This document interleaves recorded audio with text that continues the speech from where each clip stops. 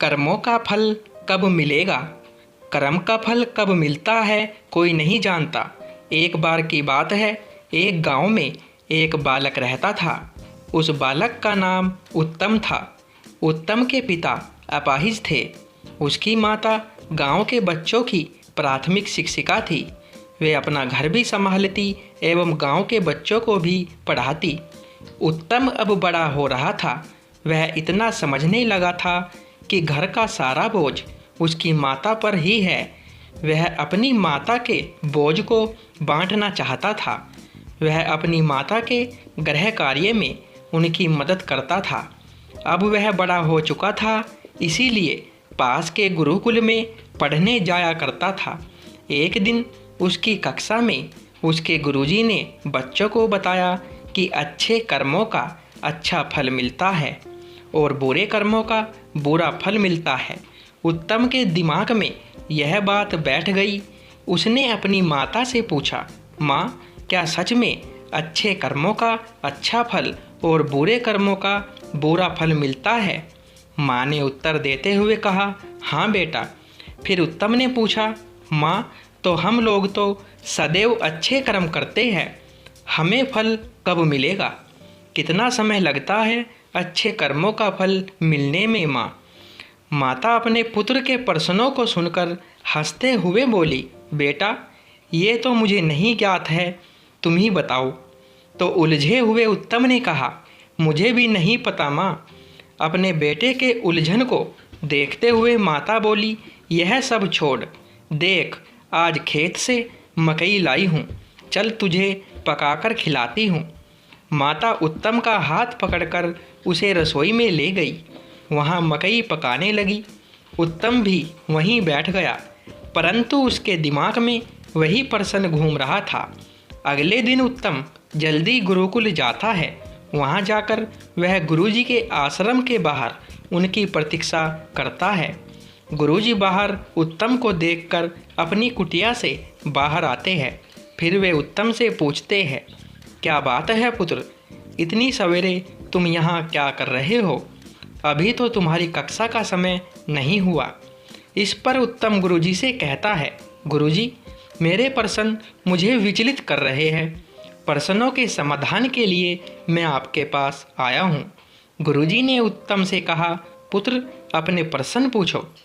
उत्तम ने पूछा, गुरुजी, क्या यह बात सत्य है कि हमें अच्छे कर्मों का फल अच्छा मिलता है और बुरे कर्मों का फल बुरा मिलता है? गुरुजी ने सहमति जताते हुए हाँ कह दिया।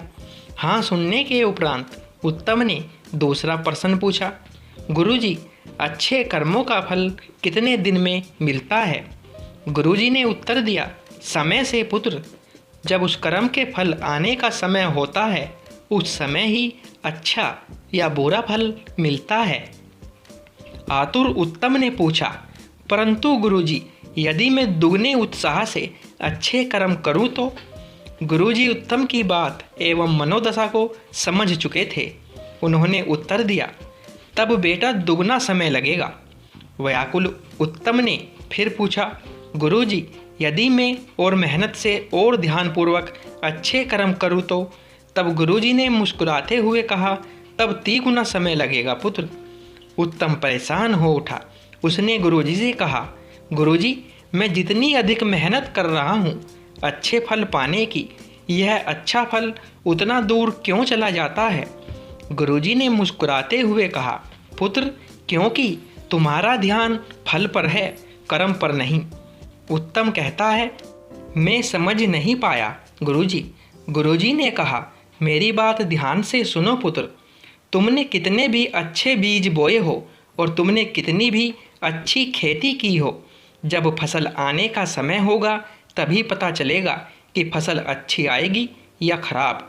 तुम कितना भी अच्छी खेती कर लो, समय से पहले फसल नहीं आती। तुम कितनी भी बुरी खेती कर लो, समय से पहले बुरी फसल भी नहीं आती। वैसे ही पुत्र, कर्म का फल तो तभी मिलता है जब वह कर्म के फलित होने का समय आता है।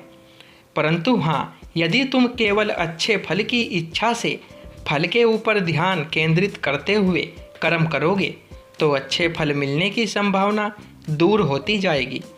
उत्तम ने गुरुजी की बात सुनकर फिर पूछा, परंतु ऐसा क्यों गुरुदेव? गुरुजी ने उत्तम को समझाते हुए कहा, पुत्र, क्योंकि तुम्हारा ध्यान अच्छे कर्म पर है ही नहीं। फिर तुम अच्छे कर्म अच्छे से कैसे करोगे? तुम्हारा ध्यान अच्छे फल पर है, इस कारण तुम अच्छे कर्म करने से चूक जाओगे। उदाहरण के लिए मैं तुम्हें बताता हूँ, यदि तुम यह सोचकर पढ़ाई करने बैठोगे कि मैं अपनी कक्षा में प्रथम स्थान पर आऊँगा और सदैव यही सोचते रहोगे, अपने फल के बारे में चिंतन करते रहोगे, तब कक्षा में प्रथम कैसे आना है? उस मार्ग से तुम्हारा ध्यान भटक जाएगा। तुम सपने बुनने लगोगे और कर्म अधूरे रह जाएंगे। इस प्रकार अच्छा फल तुमसे दूर चला जाएगा। पराये लोगों के साथ यही होता है। वे अच्छे फल के लिए अच्छा कर्म करना चाहते हैं, परंतु अच्छा कर्म अच्छे से नहीं करते। गुरुजी आगे कहते हैं, अच्छे फल के चिंतन से ज़्यादा आवश्यक अच्छे कर्म का ज्ञान है। यदि अच्छे कर्म का ज्ञान होगा और अच्छे कर्म के पथ पर निरंतर चलोगे तो अच्छे फल अवश्य मिलेंगे, इसमें कोई दो राय नहीं है। परंतु यदि अच्छे फल के बारे में सोचते रहोगे तो अच्छा कर्म नहीं हो पाएगा। अच्छे फल पर ध्यान रखना भी ध्यान को भटका देता है। तुम्हारे कर्मों में त्रुटि रह जाएगी और अच्छा फल दूर चला जाएगा। पुत्र, उत्तम समझ चुका था कि अब अपने अच्छे कर्मों के लिए अच्छे पथ का निर्धारण कर उस पर निरंतर चलना है। यही अच्छे फल का रास्ता है। अच्छे फल के बारे में सोचना मूर्खता है, वह हमें हमारे पथ से भटका देती है। दोस्तों, ये कहानी आपको पसंद आई हो तो वीडियो को लाइक, शेयर और ऐसी ही अच्छी अच्छी कहानियाँ सुनने के लिए चैनल को सब्सक्राइब करें। धन्यवाद दोस्तों।